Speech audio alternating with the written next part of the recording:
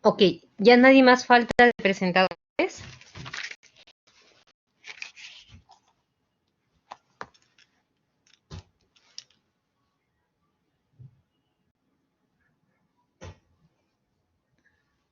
¿Me escuchan? Sí, Sí, doctora. doctora, solo somos 6 personas. Somos todos. Ya, nadie falta, ¿no? Ya, pueden empezar, por favor.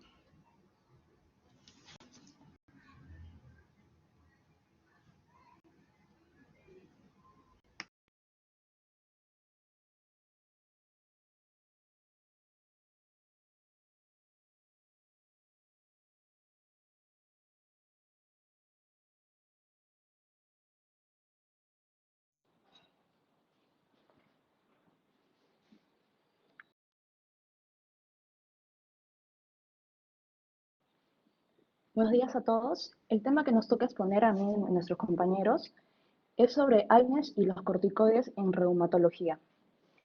Siguiente.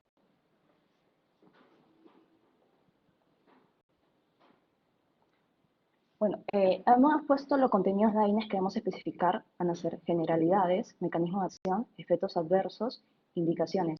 Y en los corticoides también generalidades, mecanismos de acción, reacciones adversas, efectos secundarios, sus indicaciones y las dosis. Siguiente.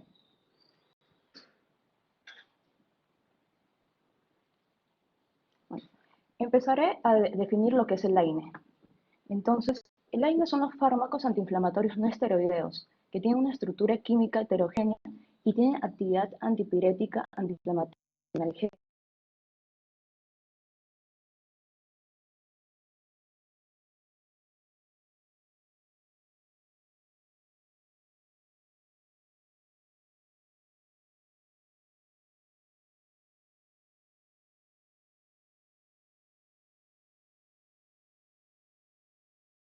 Disculpe, doctora, mi conexión había fallado. Bueno, les comentaba qué son los AINES, ¿no? Y su actividad. Bueno, tiene una actividad antipirética para la fiebre, antiinflamatoria y analgésica. Y esto es gracias a su capacidad de la inhibición de la producción de prostaglandinas proinflamatorias. Y esta, a su vez, es gracias a la inhibición de las ciclooxigenasas. Entonces, estas van a ser útiles para el dolor reumático, tanto en enfermedades inflamatorias como degenerativas, y, o sea, sobre todo por su poder analgésico. Entonces, su principal indicación en reumatología es la disminución del dolor y el alivio de los síntomas de la inflamación y van a producir una mejora en la calidad de vida y la función física de los pacientes con las diversas enfermedades reumáticas, sean agudas o crónicas. Siguiente. Voy a explicar un poco sobre su mecanismo de acción. Como ya mencioné, todo es gracias a la inhibición de las prostaglandinas proinflamatorias, pero que esta a su vez es gracias a la inhibición de la enzima de las ciclooxigenasas, que es la que desencadena todas las prostaglandinas. Y esto va a disminuir el proceso inflamatorio. Entonces, hay que recordar que gracias a la fosfolipasa A2, los fosfolípidos de la membrana se van a convertir en el ácido araquidónico. Y este ácido araquidónico va a pasar por la vía de las ciclooxigenasas. Por ejemplo, tenemos al COX-1 y COX-2. En este caso, la COX-1 es la constitutiva, la fisiológica. ¿Y por qué ese nombre? Porque es la que se va a encontrar en la mayoría de los tejidos y va a realizar diferentes procesos de regulación fisiológicos. Por ejemplo, una vez que actúa a nivel del ácido araquidónico, se va a producir la prostaglandina precursora, que es la PGH2, y esta va a sintetizar las demás prostaglandinas. Por ejemplo, entre las más importantes está el tromboxano A2, que se encarga de la agregación plaquetaria y de la vasoconstricción. Por eso que una INE a este nivel también se llaman antiagregantes plaquetarios, ya que el tromboxano A2 está relacionado con la cicatrización, ¿no? La agregación plaquetaria, vasoconstricción con la cicatrización de las heridas. Otro importante sería la prostaglandina E2, que está relacionado con la protección gastrointestinal, con la función renal y la homeostasis vascular. Es por eso que tanto su inhibición puede provocar efectos secundarios a estos niveles. Por eso también a nivel del ácido uricónico también se encuentra la ciclooxigenasa 2, pero esta va a ser la inducible. ¿Qué quiere decir? Que en un momento de una lesión tisular se va a desencadenar a través de citoquinas proinflamatorias que se desencadenan los tejidos dañados. Hay algunas excepciones, dicen que también se puede encontrar en los riñones, pero en sí inducibles por las citoquinas proinflamatorias. Y esta actúa a nivel de las prostaciclinas que están en relación con el endotelium vascular, la vasodilatación. Es por eso que se asocia con edema, los efectos nociceptivos y piréticos de la inflamación. Ahora, tenemos dos tipos de AINES, por así decirlo. Tenemos los clásicos y los selectivos. Entonces, los clásicos son los que actúan a nivel tanto del COX-1 como el del COX-2. Y los selectivos son los que van a actuar a nivel solo de la ciclooxigenasa 2, preferentemente. Siguiente. Bueno, lo que les comentaba, ¿no? Los no selectivos y los selectivos. O los no selectivos se llaman clásicos, tanto inhiben el COX-1 como COX-2, y puse algunos ejemplos que se utilizan en el área de reumatología, como el diclofenaco, diflunisal, ketorolaco, el naproxeno, indometacina, etc.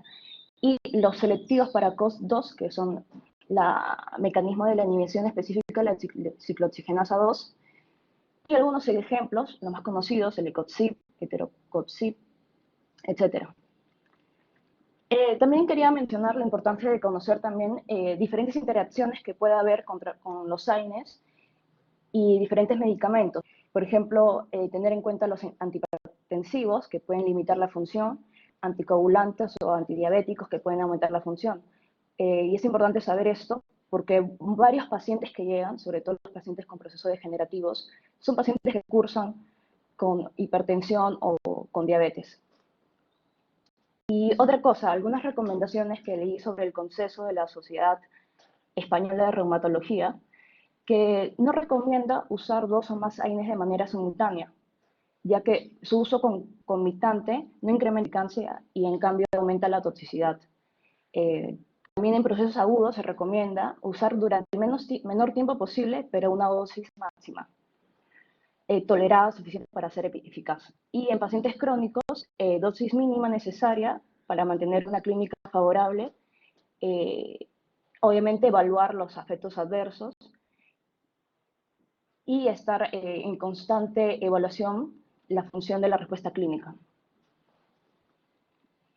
Un dato que encontré me pareció curioso es que se estima que más de 100.000 ingresos hospitalarios y aproximadamente 16.500 muertes cada año por hemorragia gastrointestinal están relacionados con el uso del AINE para la artritis y la artritis reumatoidea.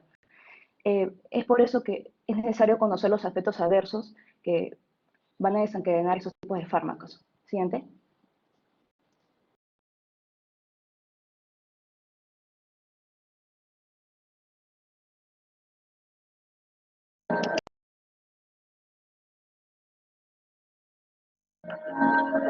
Ya, bueno, continuando con la exposición, yo voy a hablar sobre los efectos adversos que presentan los fármacos reumatológicos, que se usan en el ámbito reumatológico. Siguiente, por favor. Bueno, ya, hablando de los efectos adversos que presentan, como bien mencionó mi compañera también con el estudio que investigó sobre las enfermedades gastrointestinales, hay una probabilidad de que generen gastritis y formaciones ulcerativas que pueden llegar a perforar el estómago. Esto generalmente se da a partir de las personas mayores de 65 años que son fumadores y generalmente usan AINES de mayor duración de dosis. Con respecto a los efectos adversos renales, la hipertensión y la hipercaliemia. Y bueno, también hay disminución de eficacia en diuréticos y antihipertensivos. También se puede generar edema, en este caso por vasoconstricción y retención de agua y sodio, Y raras veces se presenta nefritis intersticial, pero esto es por el uso crónico a largo plazo. Bueno, con respecto a los efectos adversos del sistema nervioso central, se observan cefaleas, meningitis asépticas, acúfenos y alteración del estado mental. Siguiente, por favor.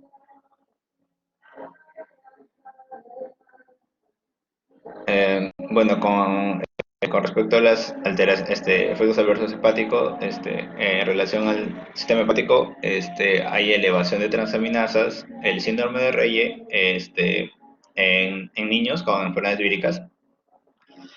Y bueno, en los efectos adversos hematológicos, observamos alteración de agregación plaquetaria, que puede ser reversible, pero en algunos casos con los salicilatos no. Y anemia, que generalmente se debe por la pérdida de sangre gastrointestinal. Y algunas reacciones de hipersensibilidad, que sería la teoría de Samter, de pólipos nasales, asma e hipersensibilidad a todos los AINES. Esto se debe por una producción excesiva de leucocitos después de la administración. Y hay otras reacciones de hipersensibilidad como el exantema, que también puede ocurrir separadamente de estos. Siguiente.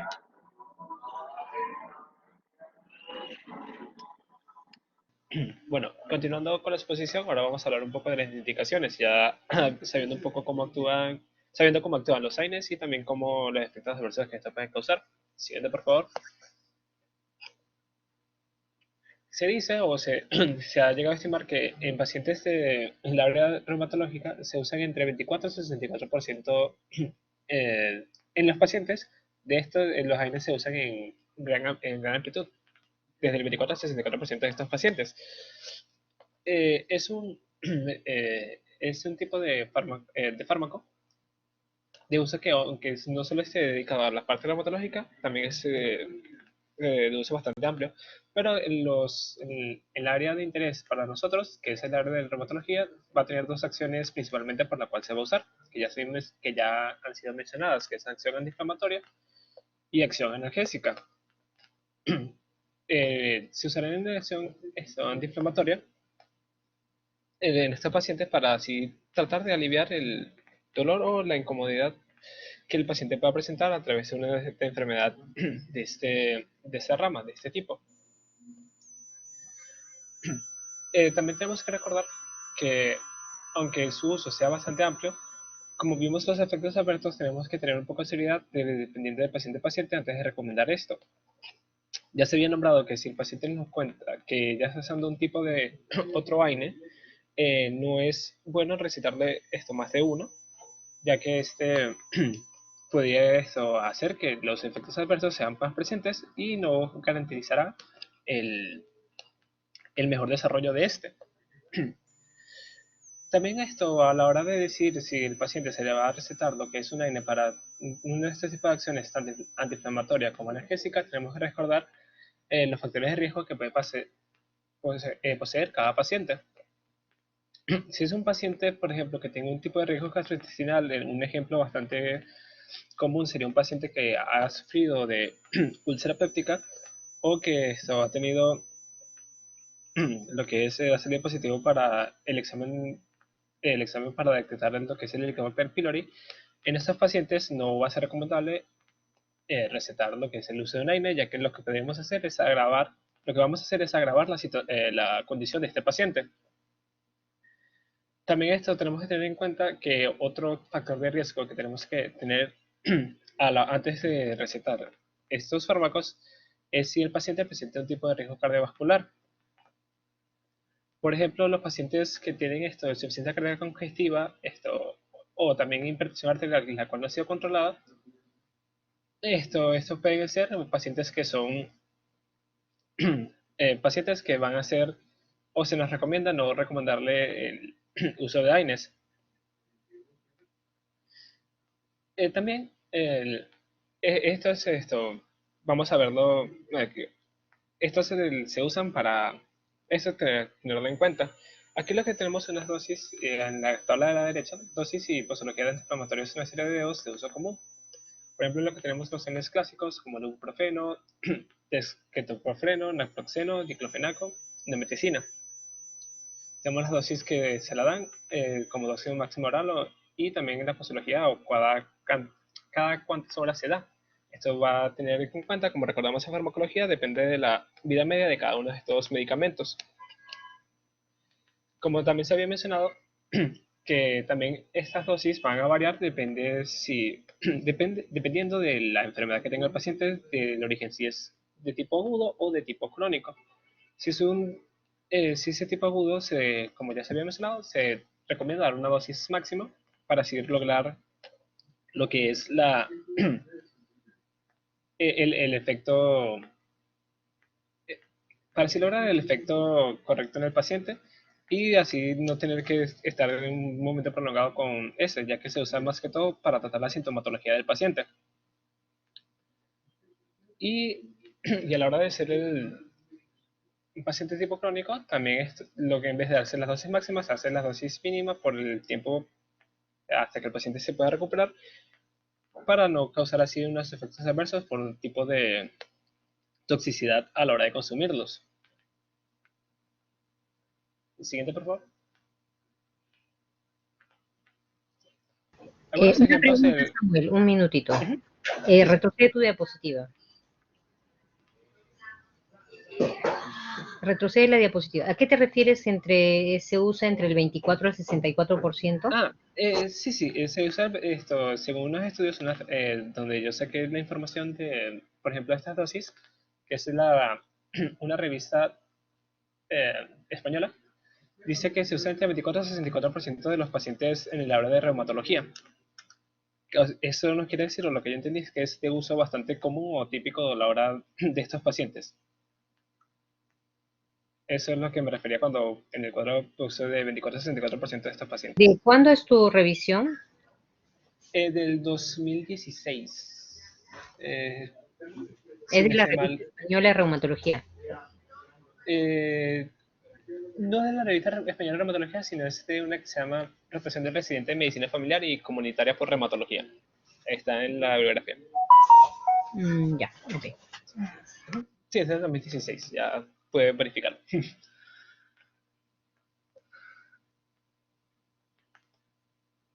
Puedes continuar. Ok. Siguiente, por favor.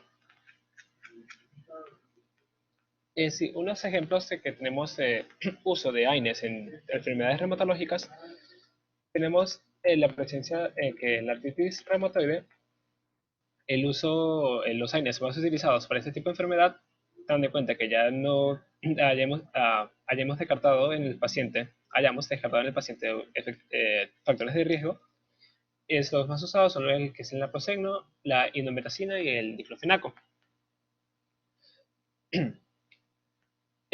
Su uso es mayor a menor edad del paciente y menor factores de riesgo que esté presente.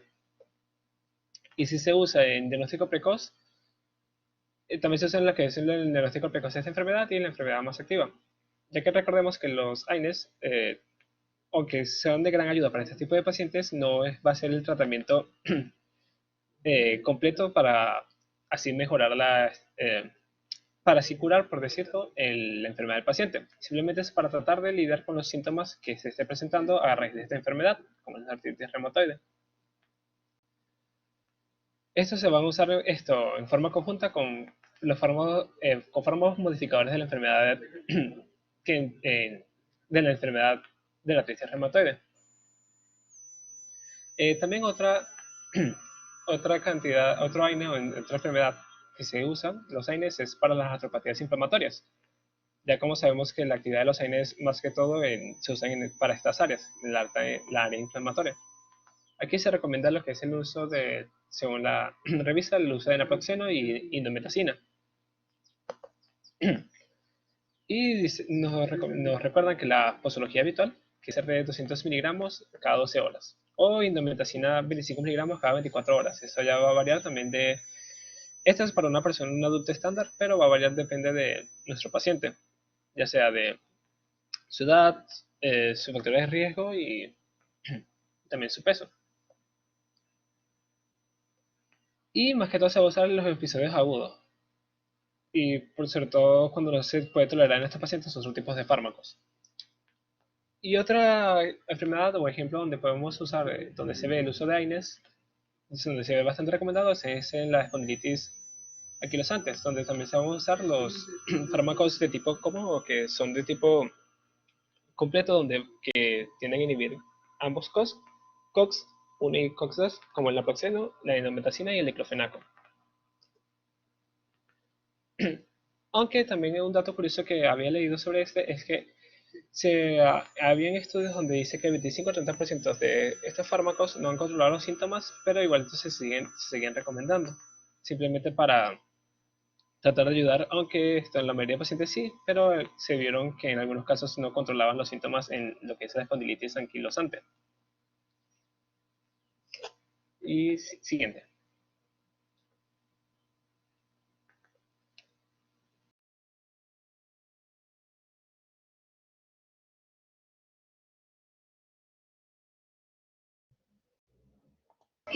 Una pregunta, Samuel.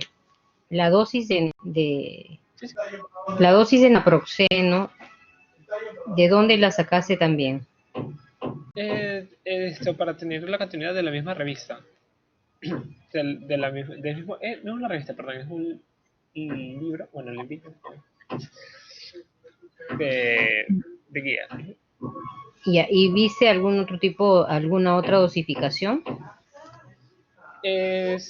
Esa justificación que le leí es con respecto a esa enfermedad. La otra dosis que nos dice es en el cuadro que presenté, que estaba al lado de... retrocede 2 diapositivas, por favor. Que está el cuadro donde estaba el... Aquí, a la derecha. Dice, en la próxima que también esto nos dice que la dosis máxima oral es de 1 gramo al día, pero el uso común es de 500 miligramos cada 12 horas. Es la posología o la dosis que ellos nos recomiendan. Claro, hay que tener en cuenta de que, por ejemplo, en el seguro nosotros tenemos naproxeno de 550 miligramos, ¿ya? Y la dosis sería de 550 miligramos 2 veces al día, o sea, la dosis máxima sería de 1100 miligramos, ¿ya? En seguridad social. Si bien hay dosis como la que te menciono, como la que tú mencionaste, perdón, de 500 miligramos, pero no olvidemos que también hay esas dosis. Y además hay dosis también pediátricas, ¿no? Nosotros tenemos la de 275 miligramos. Que en el caso, por ejemplo, de uso crónico, se podría usar este medicamento de 275 miligramos, ¿no? En ese caso, si es 275 miligramos, puede usarse cada 8 horas en ciertas patologías o más que nada en los pacientes pediátricos. Sí, más que todas esas dosis, es más estandarizada para lo que son un adulto de peso estándar, por decirlo así. Claro, pero también tienes que considerar que lo que te estoy mencionando, que en seguridad social todos los hospitales del seguro tienen la dosis de naproxeno, pero de 550, ¿ya? Sí, más que todo esto lo nombraba por lo que había mencionado sobre lo de las dosis que se dan en pacientes pediátricos. Es lo que quería decir.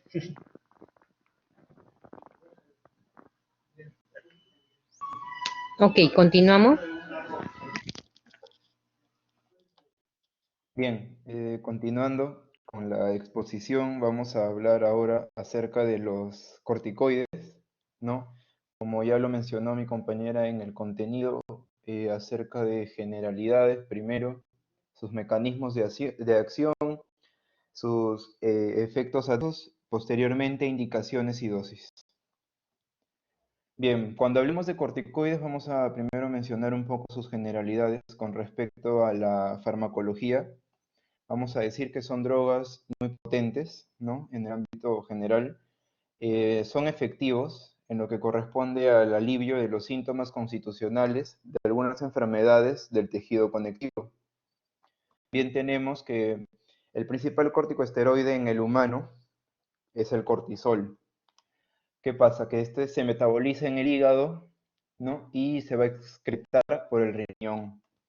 Y también tenemos que se va a unir en un 10% a la albúmina, mientras que en un 90% se va a unir a una transcortina, ¿no? Que también recibe el nombre de la globulina fijadora de corticosteroides, o conocida por sus siglas como la CBG. Bien, entonces esto en primera instancia con respecto a sus generalidades. Cuando nosotros mencionamos de por sí la clasificación de estos corticoides, lo diferenciábamos, por ejemplo, en acción corta, ¿no? De los cuales nos referíamos a su tiempo de vida media alrededor de entre 8 a 12 horas, como por ejemplo el cortisol y la cortisona. También teníamos otra clasificación que era la acción intermedia, la cual tenía una vida media entre 12 a 36 horas respectivamente.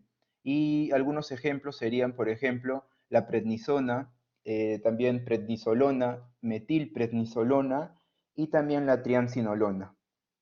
Y cuando nosotros nos referíamos a una acción larga, nos estábamos refiriendo a una vida media, se puede decir entre 36 a 54 horas o posteriores a 36 horas.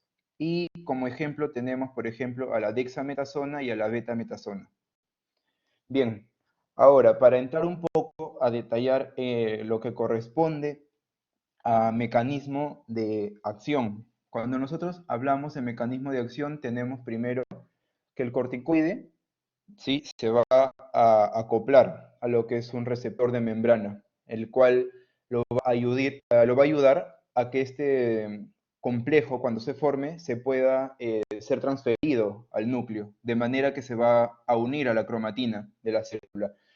Entonces, logrando esto, o bien se aumenta o bien se inhibe la regulación de genes, que van a ser inducidos específicamente por estos corticoides. Y así estos van a modular la síntesis de proteínas.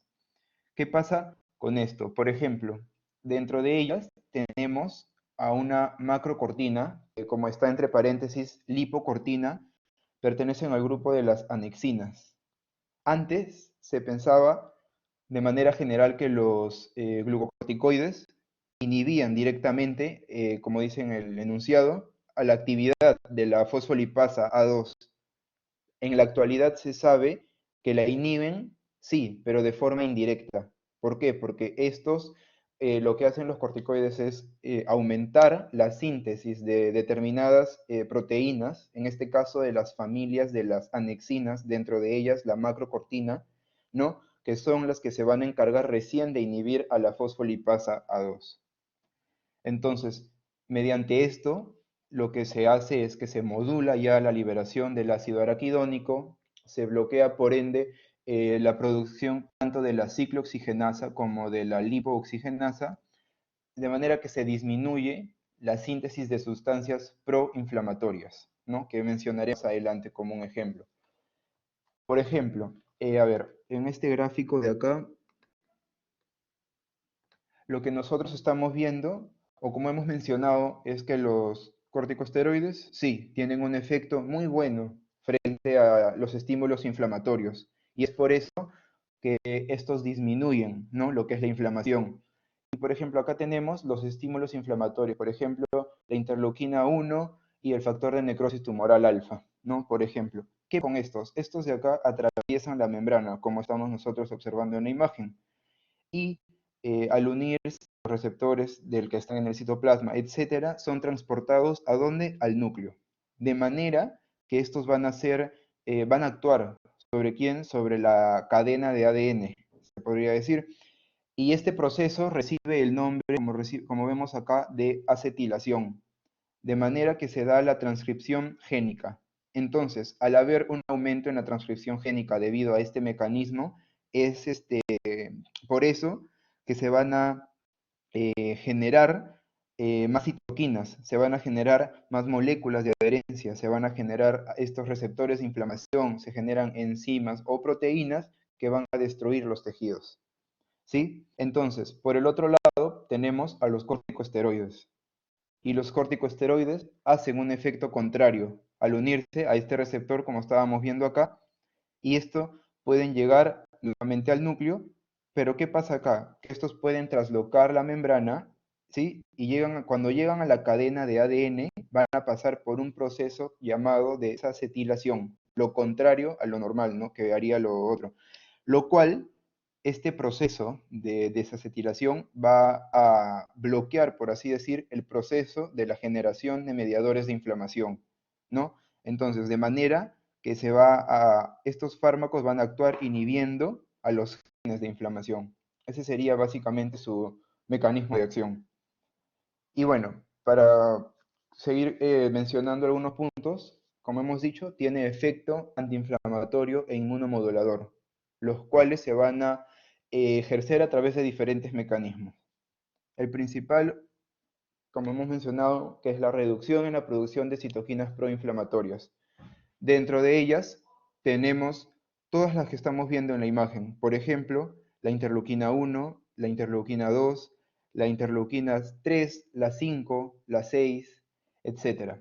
Y bueno, el factor de necrosis tumoral y por último, ¿no? El factor estimulante de colonias de los granulocitos y de los macrófagos. Entonces, eso en una primera instancia. También da lo que es la reducción de la activación, operación, diferenciación y la sobrevida de los macrófagos, monocitos y sobre todo linfocitos T. ¿Sí? También lo que es la inhibición de la producción de prostaglandinas y de leucotrienos. También una reducción de la expresión en moléculas de adhesión, etc. De manera general, lo más importante es la disminución en la síntesis de sustancias proinflamatorias. Todas esas sustancias que hemos mencionado acá anteriormente. Bien. Ahora, con respecto a reacciones adversas, si bien el uso de los, por ejemplo, de los glucocorticoides, ¿no? Por ejemplo, en la artritis reumatoide, se ha visto que ha sido, por ejemplo, por decir, un tema de debate con respecto al uso. ¿Qué pasa? Que se sabe que debido a su capacidad antiinflamatoria y el poder que tiene de disminuir todos los síntomas o la progresión principalmente en esta artritis reumatoide, ¿qué pasa? Que tiene efectos secundarios muy graves, como es lo que vamos a mencionar a continuación. ¿Sí? Por ejemplo, cuando nosotros mencionemos en reacciones adversas, los vamos a dividir por sistemas, mencionando, por ejemplo, en la primera imagen que estamos viendo una úlcera gastroduodenal. Luego tenemos, por ejemplo, también las hemorragias digestivas. También puede llegar a ocasionar las perforaciones gastrointestinales. También, ¿no? En algunos casos ya disminución de la libido también, ¿sí? Por otro lado, tenemos lo que corresponde a ya la ausencia de los periodos menstruales, ya amenorrea también, por ejemplo.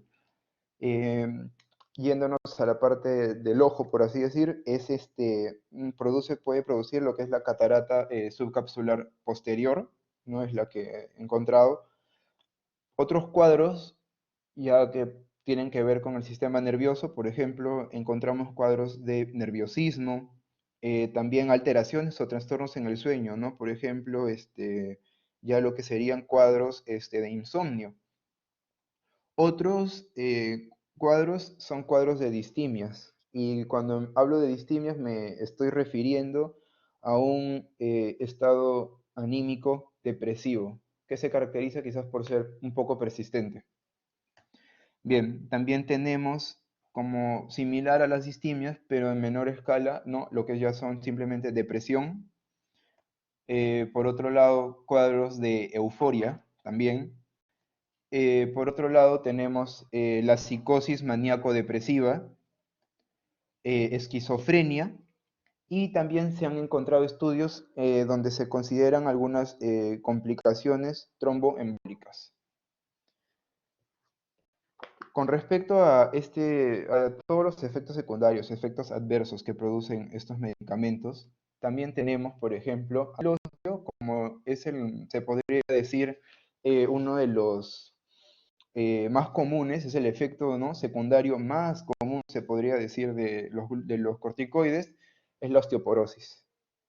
Entonces, como dice acá, osteoporosis, fracturas de hueso, etc. Entonces lo que se recomienda con esto es asociar dos cosas. Uno puede ser el calcio y otro puede ser la vitamina D, ¿no? Entonces, si los pacientes están tomando estos medicamentos, se les asocia, se les recomienda asociar esto de tanto calcio como vitamina D para que pueda recién iniciar su tratamiento con corticoides, ¿sí? Ese es un ejemplo, por ejemplo. Bien, a nivel de lo que causa, por ejemplo, acné, púrpura, adelgazamiento de la piel, estrías, también se ha visto llegar a cuadros de hirsutismo, etcétera. A nivel ocular, lo que les mencioné hace unos minutos, catarata, era una catarata subcapsular posterior, que era la que yo había encontrado. También podíamos encontrar a nivel cardiovascular cuadros de hipertensión, arritmia, arteritis, etc. Cuando nos referimos a un nivel metabólico, leemos, por ejemplo, cara de luna llena, aumento de apetito, aumento de peso. Entonces, dentro de todos estos efectos metabólicos, estos medicamentos pueden inducir, por ejemplo, obesidad, cuadros de hiperglicemia, cuadros de dislipidemia, que este triado se puede ya acompañar de la hipertensión, por ejemplo, ¿no?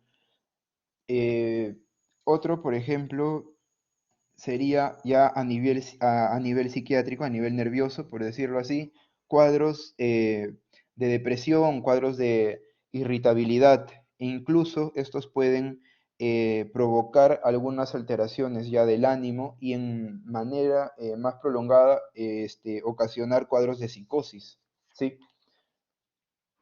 Bien, y acá una imagen para finalizar con todos los efectos secundarios que son los más comunes, dentro de ellas por ejemplo, catarata, el incremento de la grasa abdominal, las estrías, la hipertensión arterial, por ejemplo, acá como vemos la atrofia muscular, esto también es característico, la mala cicatrización de heridas y bueno, uno de los efectos más comunes, los cuadros de osteoporosis.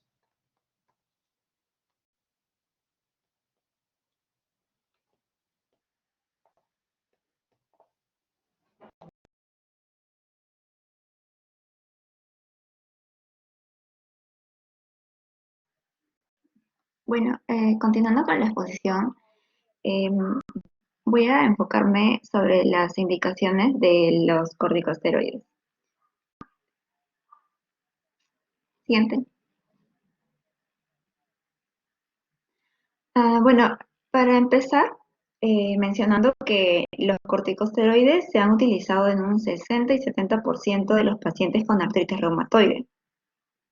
Sus efectos van a ser rápidos y, bueno, son capaces de frenar la aparición de nuevas erosiones óseas.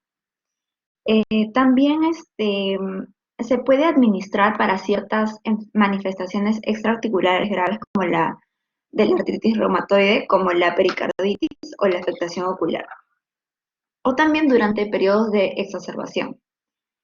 Lo otro es que también puede utilizarse en vasculitis, eh, en granulomatosis de Wegener, arteritis de células gigantes, sarcoidosis, gota y lupus eritematoso sistémico.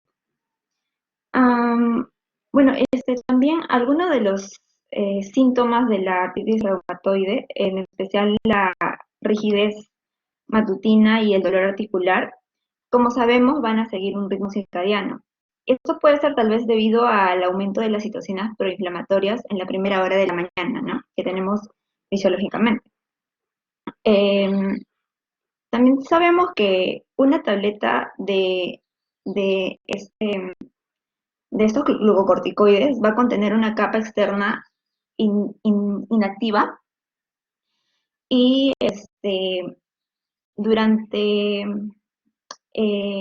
las primeras 4 horas de haber ingerido el fármaco, de las 4 a 6 horas, se va a liberar la prednisona. Por ejemplo, en el caso de la prednisona, ¿no? Bueno, siguiente.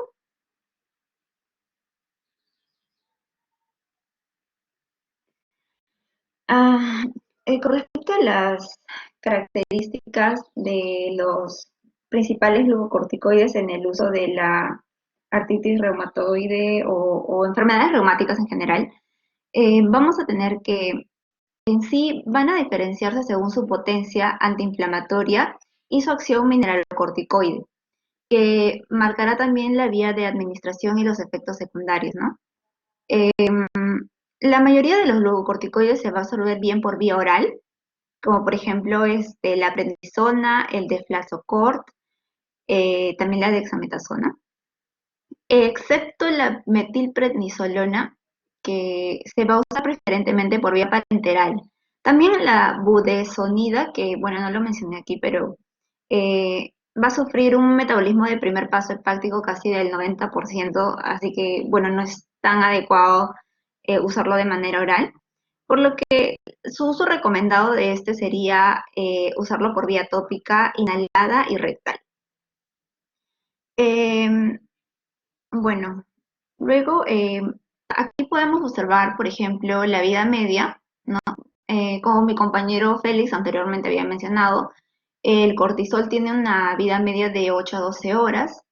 La prednisona la prednisona, el deflazacort y la metilprednisolona tienen una vida media de 12 a 36 horas. Y la dexametasona tiene de 36 a 72 horas de vida media. Tenemos también que la dexametasona va a tener un potente efecto antiinflamatorio y también la metilprednisolona, ¿no? Bueno, eso sería con respecto a las características de los principales fármacos. Siguiente. Bueno, actualmente las dosis clásicas de inducción y mantenimiento de las enfermedades autoinmunes se van a encontrar cada vez más en desuso, pero está demostrado que dosis menores a 1 miligramo por kilo por día, alrededor por aproximado de 0.85 miligramos por día en mantenimiento, que sea una dosis de mantenimiento, o puede ser también la pauta intravenosa de 500 miligramos de metilprednisolona en 3 días consecutivas. Bueno, estos dos van a tener una misma eficacia antiinflamatoria, ¿no? Con menores efectos secundarios. En este cuadro, por ejemplo, vamos a tener que la dosis de mantenimiento, que va a ser de 0.1 a 0.2 miligramos por kilo por día, va a ser aceptable también el balance riesgo-beneficio con menos de 7 miligramos por día en pacientes corticodependientes, ¿no? En la dosis intermedia vamos a tener que su uso es de 0.3 a 0.5 miligramos por kilo por día. Y en dosis masivas tenemos que es de 15 a 30 miligramos por kilo por día. Habitualmente esto va a ser para bolos o pulsos de esteroides, que utilizamos 1 gramo por vía intravenosa de metilprednisolona en 90 minutos de infusión, en 3 días consecutivos, ¿no? Seguido de una pauta de 1 miligramo por kilo por día de prednisona, ¿no? Por ejemplo, aquí tenemos las dosis equivalentes de los glucocorticoides de su uso sistémico más utilizados, que van a ser de la prednisona 5 miligramos, deflazacort 7,5 miligramos, metilprednisolona 4 miligramos y dexametasona 0.75 miligramos. Siguiente. Bueno, y la duración del tratamiento, ¿no? De acuerdo, por ejemplo, en el caso de la prednisona, si estamos utilizando 15 miligramos por día, la duración del tratamiento va a ser de 4 semanas. Igual si utilizamos 12,5 miligramos por día. Y si estamos utilizando, por ejemplo, un tratamiento de 10 o 7.5, 5 o 2,5 o menos de 2,5, el tratamiento en sí va a ser de 3 meses, ¿no? La duración del tratamiento va a ser de 3 meses. También se recomienda bajar la dosis gradualmente, ya que, bueno, como bien sabemos, la prednisona tiene muchos efectos secundarios, puede ocasionar daño renal, y entre otras patologías. Entonces, bueno, de acuerdo a esto, hay que tener mucho cuidado al momento eh, de dar un tratamiento, ¿no? Ya que puede ocasionar un daño al paciente, otro daño en vez de mejorar su sintomatología. Bueno, siguiente.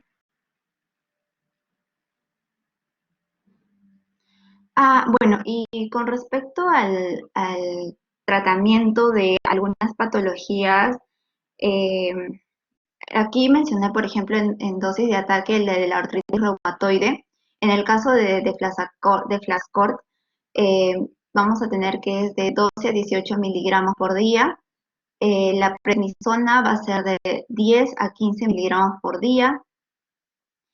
En el caso del lupus eritematoso sistémico, si es de leve a moderado, Deflazacort de 18 a 60 miligramos por día, prednisona de 15 a 50 miligramos por día, y si es de moderado a severo, de 30 a 90 miligramos por día, y prednisona de 30 a 75 miligramos por día. En el caso de LES de compromiso crítico, aquí vamos a utilizar metilprednisolona de 1 gramo por día de 3 a 5 días, y va a ser en pulsos, ¿no? En el caso de la vasculitis, vamos a utilizar de Flascort de 60 a 90 miligramos por día, y prednisona de 30 a 75 miligramos por día en dosis de ataque. Y en síndrome de Sjögren, de Flascor de 30 a 48 miligramos por día y prednisona de 15 a 40 miligramos por día. Siguiente.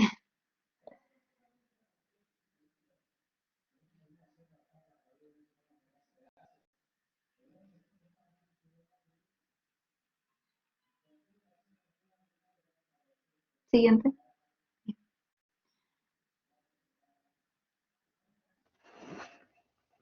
Sí, continuando con la exposición,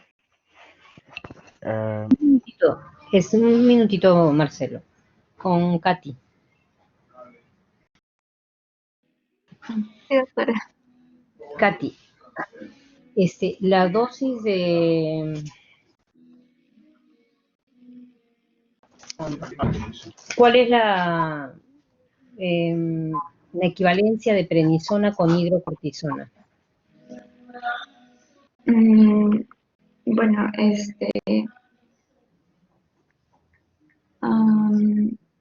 Es importante que lo sepan porque la hidrocortisona es lo que más se usa, una de las cosas que más se usa en emergencia.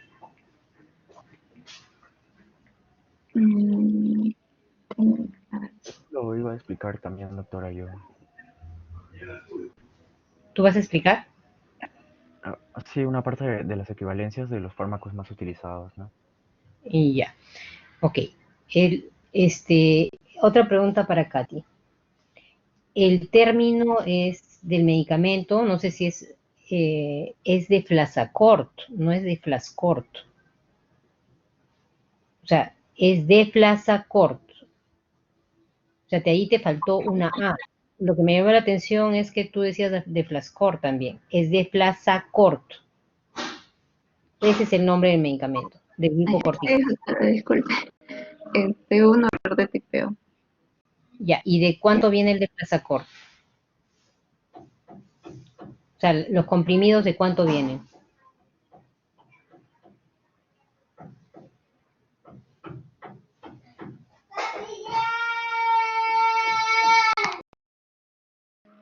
Sería bueno, de 30 miligramos.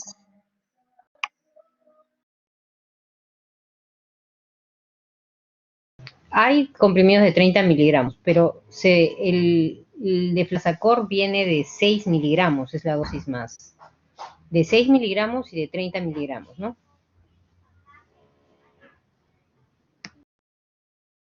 Ok. Ahora, ¿de dónde has sacado esas dosis de ataque, esos cuadritos de dosis de ataque y la dosis de disminución de los corticoides? Bueno, yo lo había sacado de un libro que es bueno, está al final de la bibliografía. Es se llama em, Fundamentos de Medicina y es la de la edición de reumatología.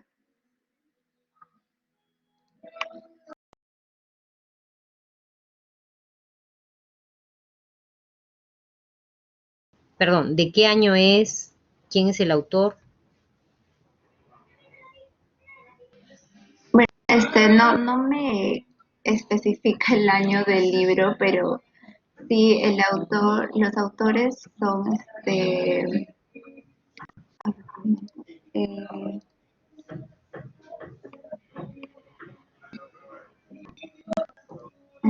um, al- Es importante que, por favor, en todas sus diapositivas tengan su referencia bibliográfica, ¿sí? Para no estar preguntando eso siempre.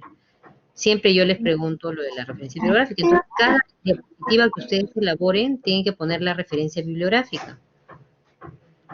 sí, doctora, lo que pasa es que está al final del todo de la exposición. Ahí Sí, están pero las es mejor, o sea, es mejor que para los sucesivos seminarios que vamos a tener, cada diapositiva tiene que estar refrendada con su referencia bibliográfica, no al final, porque al final es difícil que tú pongas de dónde salió esto, ¿no? Entonces es bueno y lo otro es que le voy a dar al delegado mi correo electrónico para que me mandes ese texto para revisarlo, ¿ya? Está bien, doctora. Ok, muy bien, continuamos.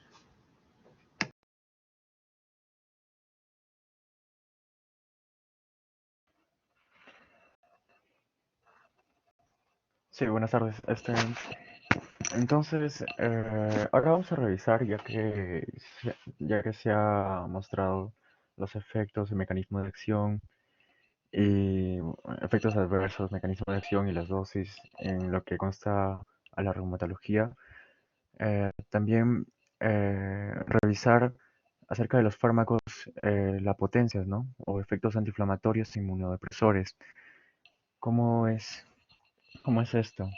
Aquí de manera resumida, ya mencionaron el mecanismo de acción.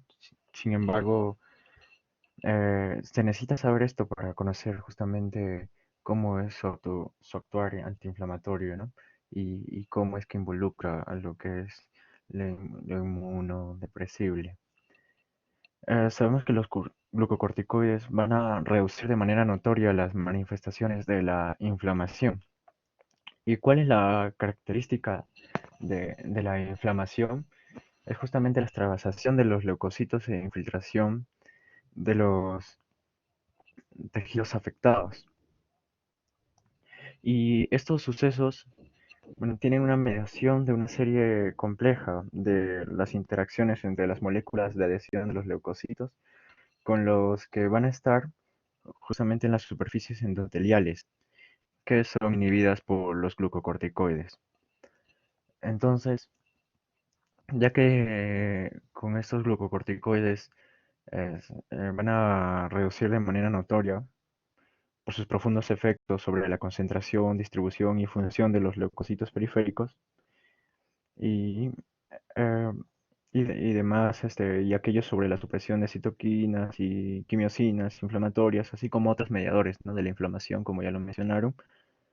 Eh, Después de una dosis de un glucocorticoide de acción breve, lo que vamos a tener es un aumento en la concentración de neutrófilos y también vamos a tener una disminución en la concentración de los linfocitos, tanto células T, células beta, cel- linfocitos B, y monocitos, eosinófilos y basófilos, ¿no? Y esto se da justamente como lo muestra en la pantalla, de los neutrófilos aumenta la concentración por un mayor paso desde la médula ósea hasta la sangre y por la migración disminuida de los vasos sanguíneos, ¿no? Y lo segundo es el resultado de su desplazamiento desde el lecho vascular hacia el tejido linfoide. Siguiente, por favor. Entonces, también vamos a encontrar un efecto sobre los macrófagos. Van a inhibir justamente su función de los macrófagos císticos y otras células presentadoras, ¿no?, de antígenos. Y sabemos que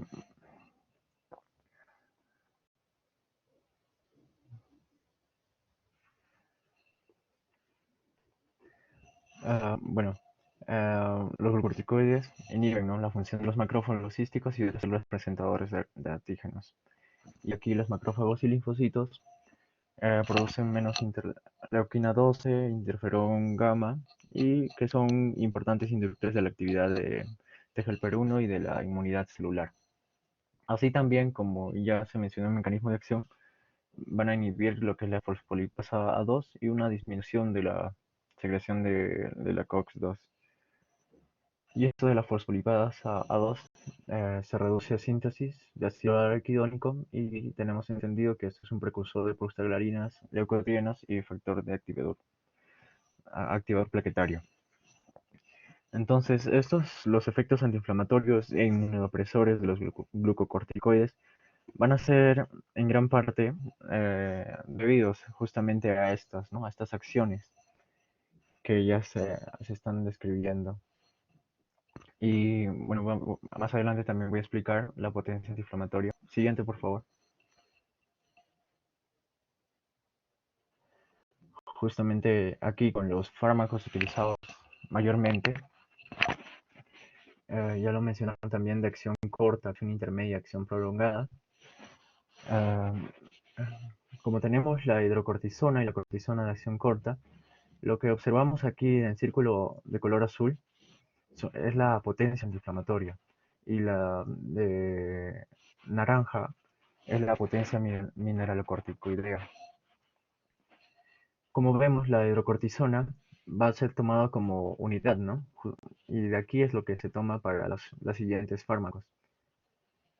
La unidad, y vemos que la hidrocortisona tanto tiene una potencia antiinflamatoria de 1 y también de 1 de mineralocorticoidea, y la cortisona de 0,8 y 0,8. La de acción intermedia, la prednisona, vemos que tienen una buena potencia antiinflamatoria. Sin embargo, la mineralocorticoidea se encuentra disminuida en 0,8. Asimismo, la prednisolona y la metilprednisolona, que ya es de 5 y 0,5 en lo siguiente. Y aquí en la triamcinolona, la potencia antiinflamatoria a comparación de la unidad es de 5, y no vamos a tener una potencia mineralocorticoidea. Esto básicamente es entendido justamente para dar en el tratamiento, ¿no? Dependiendo del tipo de patología que se va a encontrar en el paciente, y administrar a las dosis correspondientes. Si necesita una potencia antiinflamatoria o más una potencia mineralocorticoidea, o quizá los dos, ¿no?, como de uso frecuente en el hospital, como la hidrocortisona. Bueno, la acción prolongada tenemos a la dexametasona y la betametasona, que son potentes antiinflamatorios de 30 a comparación de la unidad. Y con respecto a las dosis, y esto es la equivalencias, vamos a entender que si es un potente antiinflamatorio, obviamente vamos a necesitar dosis pequeñas, ¿no?, como mostramos abajo, la dexametasona y la betametasona. Y bueno, los equivalentes son los que se muestran también: hidrocortisona 20 miligramos, cortisona 25, y así prednisolona 5, prednisona 5, prednisolona 5, metilprednisolona 4 y triamcinolona 4, ¿no?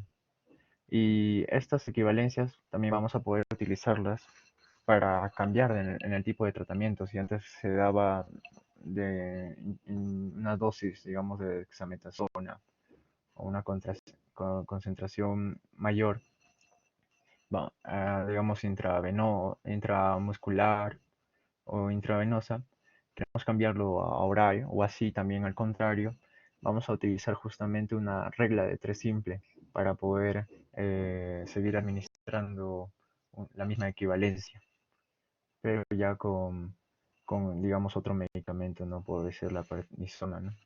Oralmente. Siguiente. Y por último, esta mineralocorticoidea, que vemos que es de acción intermedia de 276 horas, la fludrocortisona, y es un potente mineralocorticoideo de 125 a comparación de su potencia antiinflamatoria. ¿Y qué es lo que hace esto mineralocorticoides? Bueno, son hormonas, o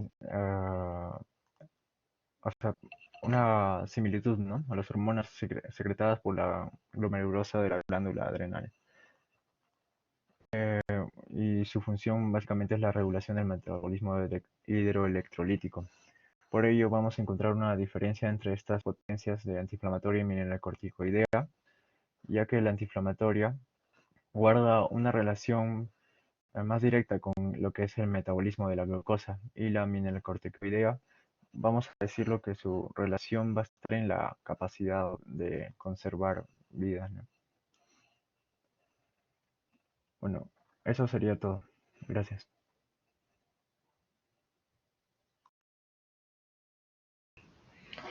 A ver, déjeme ver la bibliografía, por favor.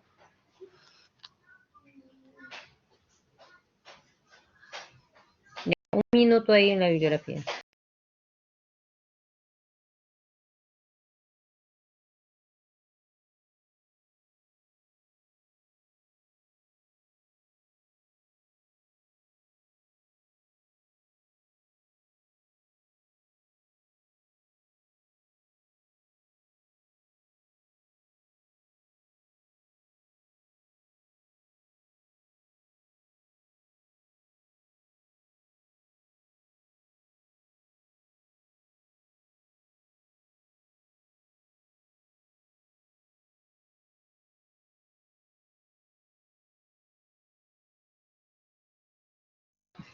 Ya, no se olviden de poner el año de los libros o las revistas. Ahí hay algunos que están sin año, ¿ya? Lo otro es una tarea que les va a quedar para todos, ¿ya? Que van a revisar el cuadrito que su compañero les ha relatado. Me parece es muy importante el cuadro que nos ha relatado Paul al final, ¿no? Sí. El cuadro que nos ha relatado Paul es muy importante que tengan en consideración, porque eso es lo que van a usar ustedes. Siempre el estándar, digamos, el punto de partida va a ser la prednisona. Y en eso, como su compañero mencionó, para hacer la conversión, siempre, por ejemplo, el corticoide es 1 miligramo por kilo de peso cuando se usa dosis altas, es considerando a la prednisona en este caso, ¿no? Digamos, una persona que tenga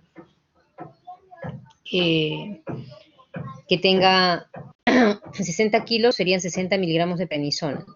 Entonces, para hacer la conversión de eso, hay que hacer una regla de 3 para saber cuánto le equivale de hidrocortisona y cuánto le equivaldría por ejemplo, de dexametasona, ¿no? Entonces, eso es muy importante, ese cuadrito tienen que tenerlo ustedes y saberlo, porque es algo que eso lo van a necesitar. Tengan la especialidad que tengan, van a necesitar saber eso para no hacer iatrogenia. Si ustedes se dan cuenta, dentro de estos cuadros no está incluido el deflazacort, porque el deflazacort es un fármaco que todavía algunos dicen que la equivalencia no hay una equivalencia definida en relación a cuánto. Algunos dicen que es 5 miligramos de prednisona equivale a 7.5 de deflazacor, algunos dicen que es 9 miligramos. No es muy certera la conversión de deflazacor versus los otros corticoides. Entonces hay que tener mucho cuidado con eso. Se supone que las ventajas del deflazacor es que tiene menos efectos adversos que la prednisona. Bueno, eso entre comillas, lo prefieren algunas pediatras con los niños, pero en realidad lo que más usamos nosotros, preferimos usar porque sabemos la dosis real, es a la prednisona, ¿no? Ahora, la prednisona en otros medios...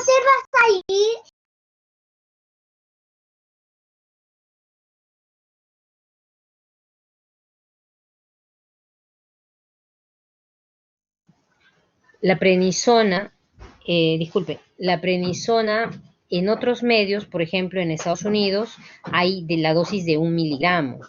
Eso hace de que la reducción, la reducción sea más fácil, ¿no? Sea mejor, porque acá nosotros tenemos que reducir la dosis, como por ahí mencionó su compañera, de 5 miligramos, en 5 miligramos, o la mínima dosis que podemos es en 2.5, si es que las pastillas se parten bien, ¿no? Esa sería una de las desventajas de no contar con esa dosificación de 1 miligramo, ¿no? Entonces, en nuestro medio contamos con prednisona de 5 miligramos, de 20 miligramos, y hay pastillas también de 50 miligramos de prednisona. Entonces, hay que hacer una tablita de corticoides, y también es importante tener una tablita de AINES también, donde ustedes, eso hasta que ustedes ya se lo sepan de memoria, es importante que lo tengan ahí en su escritorio, pegadito. Son cosas muy importantes para cualquier médico general. Hay AINES, el tiempo de vida, la forma como se usa, porque nosotros con tristeza a veces vemos pacientes referidos que vienen tratados por otros médicos y que están con una dosis, una supra o una infradosis de AINES también, ¿no? Acuérdense todos los efectos adversos que pueden tener los AINES, entonces tengan mucho cuidado. Ese dato, por ejemplo, de 16.000 muertes no es para menos de pacientes tratados con AINES. Probablemente pacientes que no han tenido el cuidado en relación a tomar su medicación, qué sé yo, eso no podemos, si no tenemos el estudio que me va a enviar su compañera, habría que analizarlo bien, ¿no? ¿Alguna pregunta?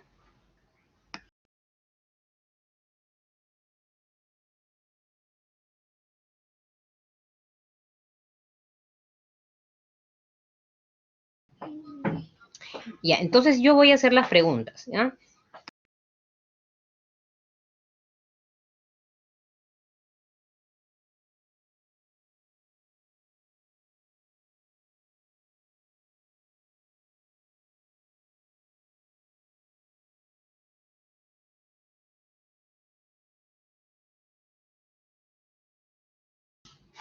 Sí, Samuel. Sí, quería hacerle una pregunta con respecto a usted me mencionó las dosis que se encuentran acá. ¿Habría un lugar, una página donde podría ver las dosis que se encuentran normalmente en los centros de salud? Para así, tenerlas. ¿Las dosis o la forma de presentar las tabletas? La cantidad de los miligramos, cómo se presentan y eso. La presentación generalmente en el medio que yo sepa, tanto privado como público, hay de prednisona, la presentación es de 5 miligramos. La dosis más baja, la de 20 miligramos y la de 50 miligramos. Ese es en tabletas de prednisona, ¿no? Cuando hablamos de ampollas de metilprednisolona, hay ampollas de 500 miligramos, viene el frasco ampolla de 500 miligramos. Eso es en nuestra institución, ¿no? Pero privadamente hay me parece que para inyecciones hay de 40 miligramos también, la metilprednisolona. Ahora, una pregunta para los expositores. A ver, ¿quién es? Renzo. Sí, doctora. Renzo, la triamcinolona, ¿para qué usamos en reumatología la triamcinolona?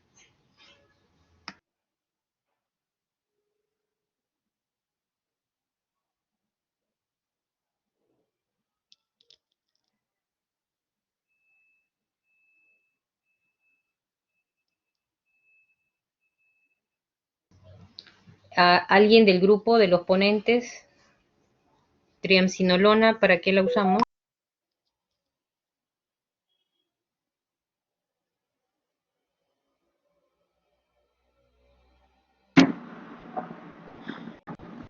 Para las afecciones cutáneas, doctora.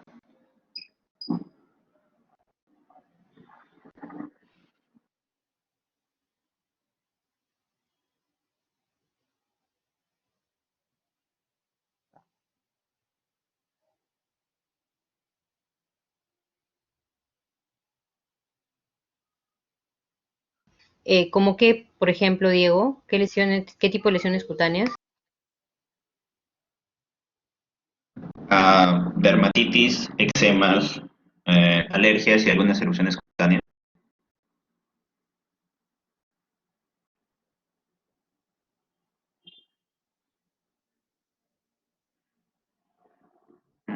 También.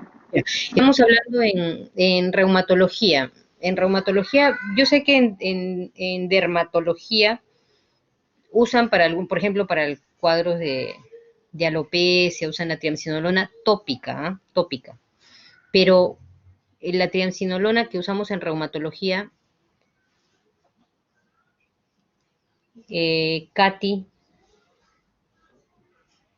Bueno, doctora, al ser un corticoide, bueno, estaría utilizado para el dolor y dolor articular y rigidez matutina. y ya, no es, a ver, la pregunta, más que nada es que han leído sobre eso, no es lo que yo me parece. Algo muy importante que ustedes tienen que tratar de hacer es, yo leí esto en esto, ¿no? Porque todos podemos suponer cosas. No queremos, eso, ustedes están en aprendizaje. O sea, en el aprendizaje hay que ver si es que revisaron, vieron, leyeron, ya. Pero obviamente estamos en un tema de corticoides y antiinflamatorios, va a ayudar a disminuir la inflamación, pero hay una indicación específica en reumatología, básicamente, ¿no? Lucila,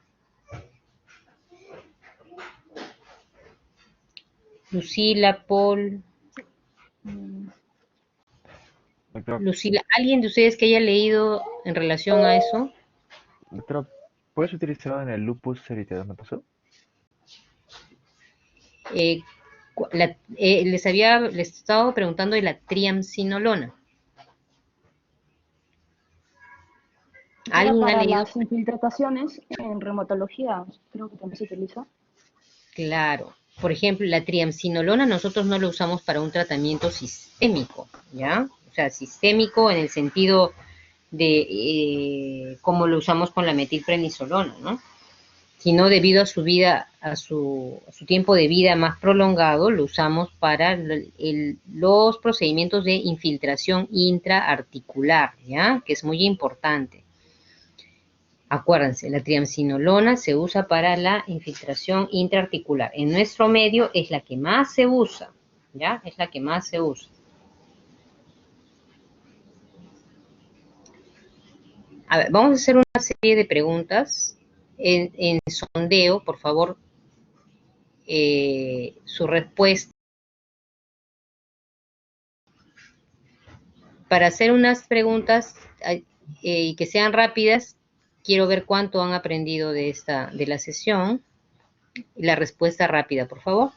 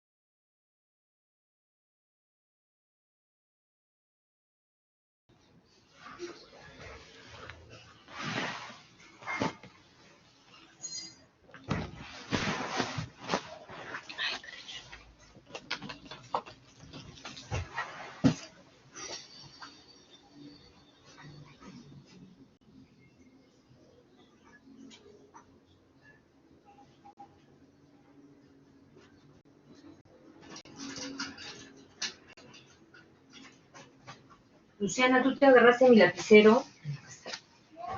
Ya, mami, ya.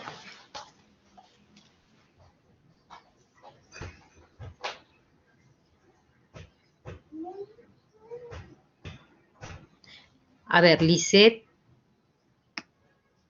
Celeste.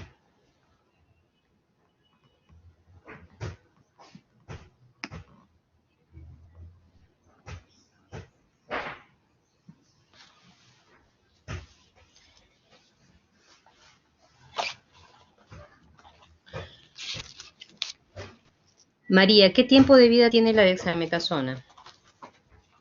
¿Es de vida corta, intermedia o larga?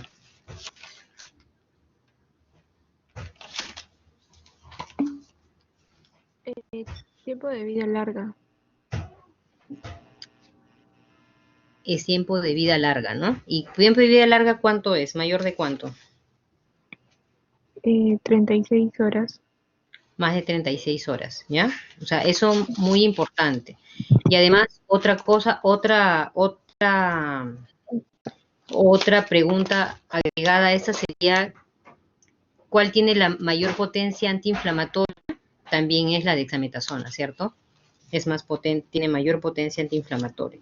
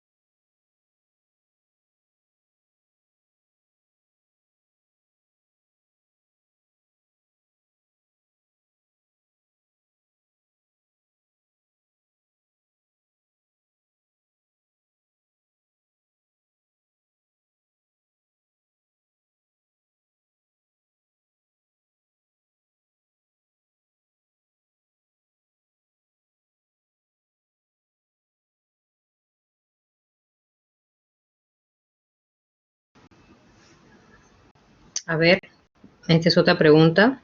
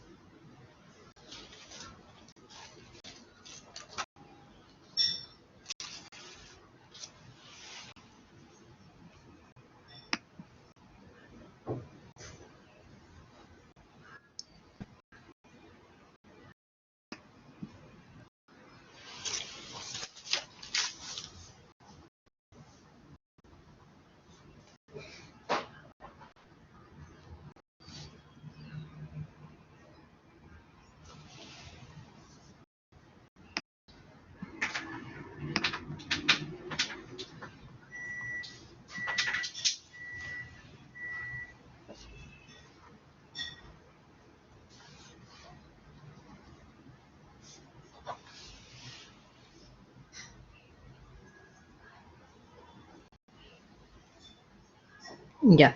Ok, entonces meloxicam, a ver, Diego, ¿qué dosis viene de meloxicam? Tú eres un ponente. Creo que has expuesto de AINES, a ver. Sí, de 15 miligramos, doctora. De 15 miligramos. Ya. Mm, La 15 miligramos es la dosis, digamos, la dosis terapéutica de dosis de ataque. ¿Ya? O sea, ahí las tabletas vienen de 15 miligramos. Hay, eh, excepcionalmente van a encontrar tabletas de 7,5 miligramos. ¿Ya? Pero no hay tabletas de 5 miligramos. ¿Ya? O sea, la dosis de ese medicamento es de 15 miligramos, se da una vez al día. En algunos pacientes, pero esa es una dosis de ataque. Generalmente se le da solo por unos 5 o 7 días, 15 miligramos, y después se podría dar 7,5 miligramos. Solo se da una vez al día, por si acaso. ¿Ya? Eso solo una vez al día. Entonces, no viene ni de 5, ni de 10 miligramos, ni de 14 miligramos. O sea, la dosis es 15 miligramos, que es lo más frecuente, pero hay dosis también de 7,5 miligramos. ¿Ya? Está bien, doctora, gracias. Ok.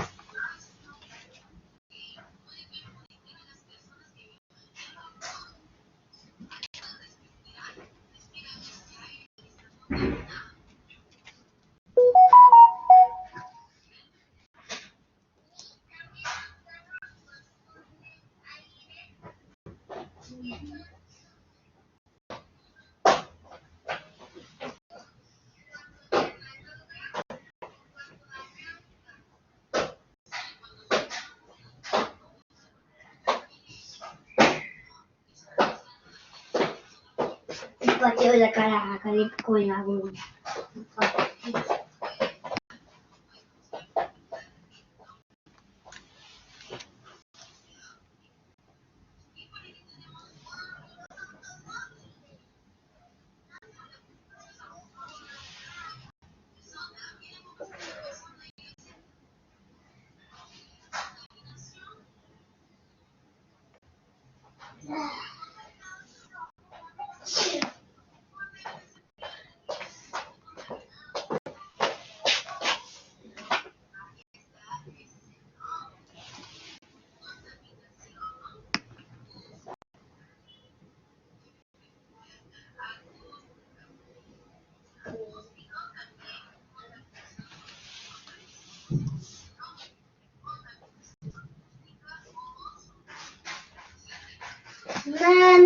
Ale pidió queso.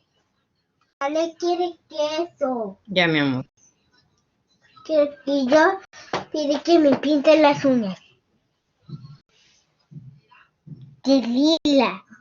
Hijita, un ratito.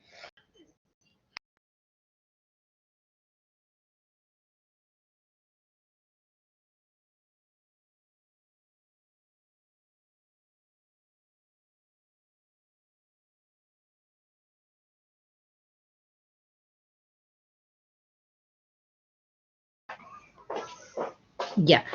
En relación a esto, a ver, Kiara, Sí, doctora. mm, ¿cómo das, Kiara, el diclofenaco? Bueno, primero lo que más he leído es el diclofenaco por vía oral. Ujú. Se les suele dar a los pacientes pongamos un ejemplo, pacientes con gota y se les mezcla con su colchicina, por ejemplo, por vía oral. También puede haber, sí se me escucha, ¿no? Discúlpame, ¿cómo das por vía oral? ¿Cómo das qué Este, dosis, en qué frecuencia? se suele dar antes de las comidas y bueno, con un poco de agua y ya está. Y también puede haber por vía parenteral, creo que había una solución inyectable por vía intramuscular. Ya. Ya. Kiara, espero que no olvides lo que te voy a decir, ¿ya? Porque de eso va a depender la vida de tus pacientes.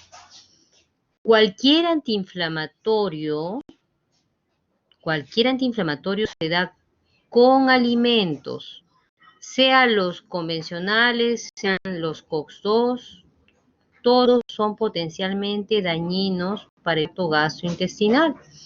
Tus compañeros nos han mostrado unas fotos muy severas de las úlceras y también ahí en la exposición, que has estado atenta, hemos visto que hay más de 16.000 muertos por AINES.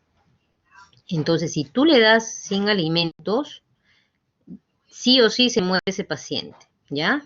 Entonces, lo primero es que ustedes tienen que cuidar al paciente que no hacer daño a los pacientes. Entonces, aprendamos que los AINES, cualquier tipo de AINES, si les digan que hace menos efecto gastrolesivo, tienen que darlos con alimento. Nunca, nunca, jamás con estómago vacío. Nunca, jamás. Y tienen que darlo a mitad del alimento. Si ustedes van a dar un medicamento una vez al día, entonces tienen que darlo a la mitad. Si es solo una vez, lo mejor, a la mitad del almuerzo, que es donde uno más come. O sea, comió, está a la mitad de su almuerzo, se toma su AINE y sigue comiendo para proteger más al estómago. ¿Ya? Ojo, también en pacientes valorando el riesgo que tenga ese paciente, si por ejemplo es un paciente mayor, qué sé yo, y necesita recibir ese medicamento, entonces tendremos que darle con protección gástrica. Le vamos a dar un inhibidor de bomba de protones, como el omeprazol o sus derivados, tiene que tomar en ayunas ese medicamento para protección de estos efectos adversos que pueden ser mortales en los pacientes. Lo otro que sí me preocupa y que tienen que ustedes también saber es que si bien hay dosis, la presentación de los AINES, y el diclofenaco les he puesto porque es un AINE que se usa muy frecuentemente, la dosis máxima de este medicamento al día es de 150 miligramos, ¿ya? No 200, 150 miligramos, ¿ya? Y lo otro es que, ¿cómo se administra? Se administra la dosis máxima, porque puede empezarse de acuerdo al paciente. Antes había de 25 miligramos, creo, pero ahora hay de 50 miligramos cada 8 horas. Va a depender del paciente, porque puede ser 50 miligramos cada 12, pero la dosis máxima es 50 miligramos cada 8, que llega a ser 130 miligramos al día. Pero eso se le da solo por unos pocos días. Esa es una dosis de ataque. Finalmente, se trata de dar el mínimo tiempo posible de los AINES y la mínima dosis posible, y de acuerdo al tipo de paciente. Entonces tengan mucho cuidado con la administración. Igual los corticoides también no se dan con estómago vacío, se dan a la hora del desayuno, a las 8 de la mañana, no se dan a cualquier hora, se dan a las 8 de la mañana. Mano fraccionado en 2 tomas, ¿no? 8 de la mañana y 4 de la tarde, o 2 de la tarde también, es una alternativa, pero siempre también con el estómago lleno, no se da con estómago vacío esos medicamentos, ¿ya?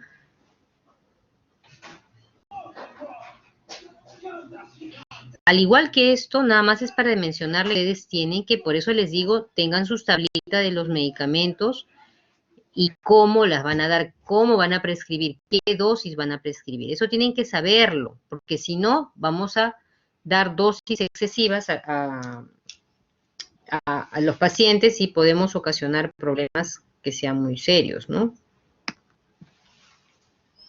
O si no estamos dando una dosis adecuada, tampoco vamos a lograr el efecto esperado.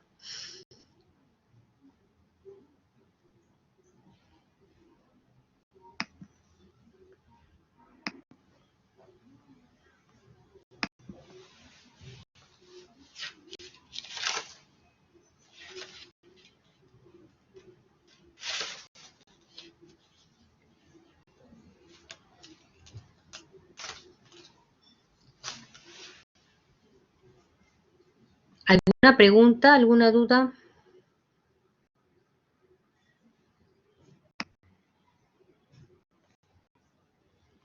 Bueno, es importante, es muy importante que estén ustedes, que estén claros con este tema, son temas importantísimos que los deben revisar y ya les voy diciendo, háganse su tablita de AINES, cuál es la forma de presentación, cómo se administra y la dosis máxima que se va a usar, ¿no?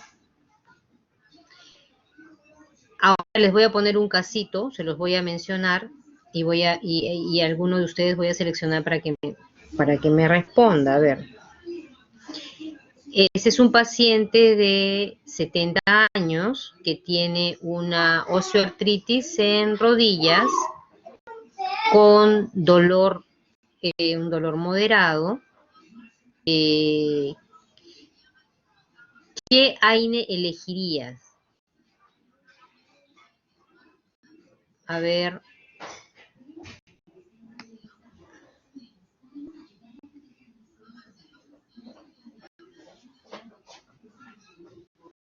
¿Qué AINE elegiría Marco?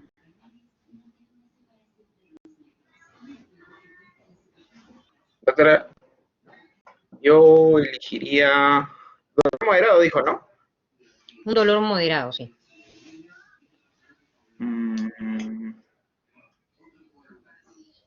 Diría que ibuprofeno, porque es un paciente mayor y no quiero darle un AINE muy fuerte para tratar de evitarle el daño al tracto gastrointestinal. ¿Ibuprofeno en qué clase de AINE está? Creo que es inhibidores de la COX-2. Ibuprofeno, COX-2. Sí. ¿Qué dice María? ¿Estás de acuerdo con tu compañero?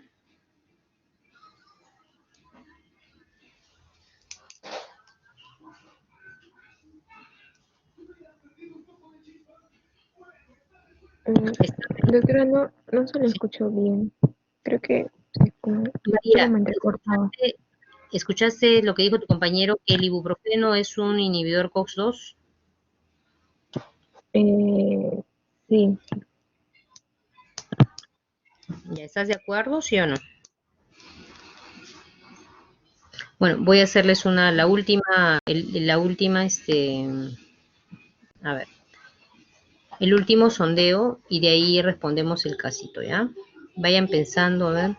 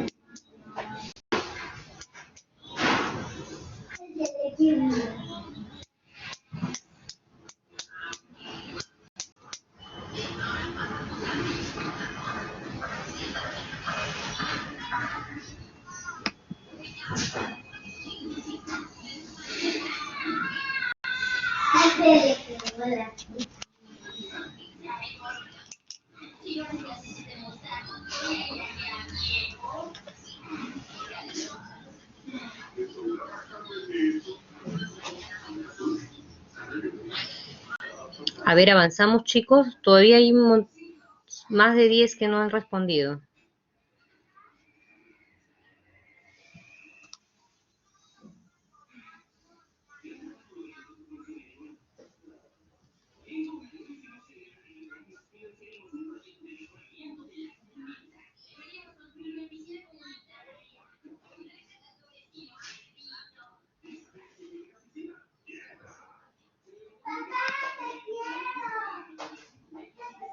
Valeria, ¿Valeria está? Sí, doctora, estoy marcando. No sé si está. Listo, ya. Entonces, tengan claro, el ibuprofeno no es un COX-2. Me parece que en las diapositivas no incluyeron ibuprofeno, me parece. Creo que no. Pero el ibuprofeno no es un COX-2, ¿ya?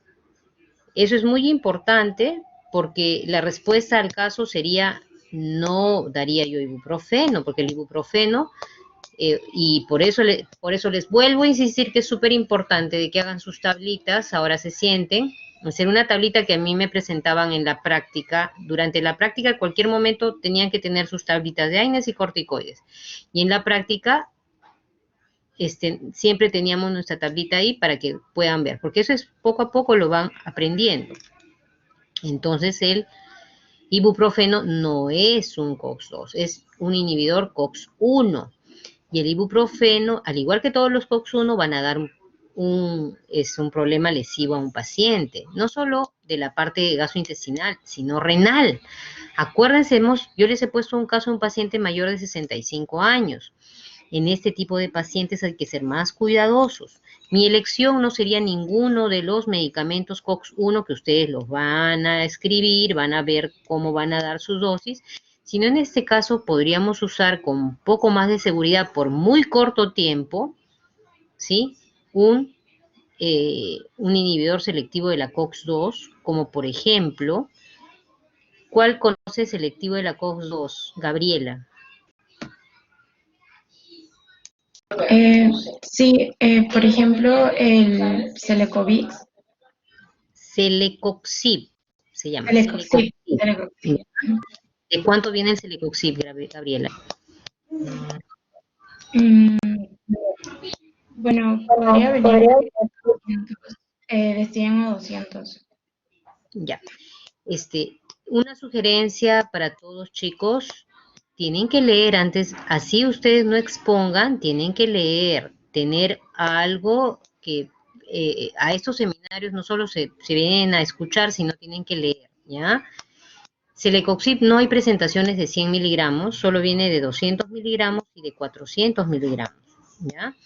Entonces, una dosis de ataque, dependiendo si encuentran las tabletas de 400, es una tableta de una cápsula, lo que haya de 400 miligramos al día, solo por unos 3, 4, 5 días, el tiempo mínimo necesario en ese paciente para disminuir el dolor, ¿no? La dosis de 200 miligramos es una dosis para mantenimiento, que también tiene que ser el mínimo tiempo posible. Entonces, ¿cuál es el corolario de esta sesión? Es que ustedes tienen que usar AINES y corticoides, el mínimo tiempo posible, la mínima dosis efectiva posible que pueda llegar y cuidando todos los efectos adversos que pueda tener el paciente. Por ejemplo, si es un paciente que tenga un problema renal, no voy a usar un AINE, ¿no? Por los efectos que ya hemos visto. Entonces, a nivel renal, ¿qué pueden producir los AINES? A ver, para que nos recuerde, y con eso yo creo que acabamos. Diego.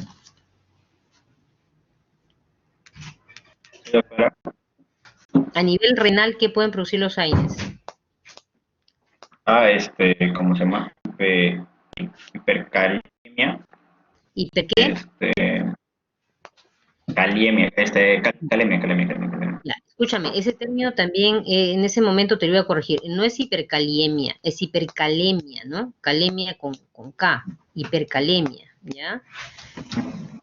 ¿Qué más? Hipertensión, y disminución de la actividad diurética. Ya, ojo, mira, esto es importante Sí, también. diurética. Ya, no. En el riñón, lo que pueden producir los AINES, y es lo que más está descrito, es la necrosis tubular aguda o nefritis intersticial, mucho ojo. ¿Cuál fue tu bibliografía, Diego? El manual de Washington, sobre reumatología.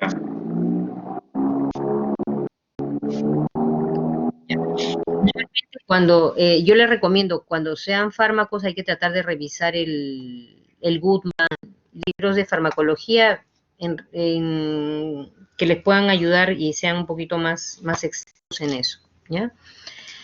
Muy bien, nos vemos entonces el día jueves, ¿ya? Por favor, nuevamente al delegado, a Josian, si no me equivoco, para que pueda consultar lo de la hora, tal vez se quedas un ratito, para que puedan ponerse de acuerdo para la hora. ¿Consultaste con el doctor? Con el doctor aún no, primero consulté con mis compañeros para ver sus horarios Ya. y la práctica de reumatología podría hacerse a partir de las 6, de 6 a 8:30, ¿no? Sin embargo, hay algunos para el seminario o taller que no van a poder hasta pasar a las 9. Ya, no hay problema. Entonces hacemos la práctica con ustedes de 6 a 8:30 y lo otro quedamos a las 9, pues. Ya, doctor, pero no sé si sería posible que deje al menos unos 10 minutos de tolerancia, por lo que a veces se demora en los cursos. Ya, entonces lo dejamos a 9:30, ¿no? No creo que se demoren más. Sí, 9:15 creo que sería suficiente. 9:15, ya. Comunícale eso entonces al doctor para hacerlo oficial. Entonces, quedamos mañana, nos vemos con ustedes a las 6, me dices, ¿no? Sí, doctor. A las 6 y con todo el grupo ya, ok. Mañana toca la segunda parte del taller, ¿no? Sí, doctor. ¿El taller de qué hicieron? ¿Osteoartritis? Artritis reumatoide. Artritis reumatoide, ya, perfecto. Gracias. Entonces nos vemos mañana. Hasta mañana.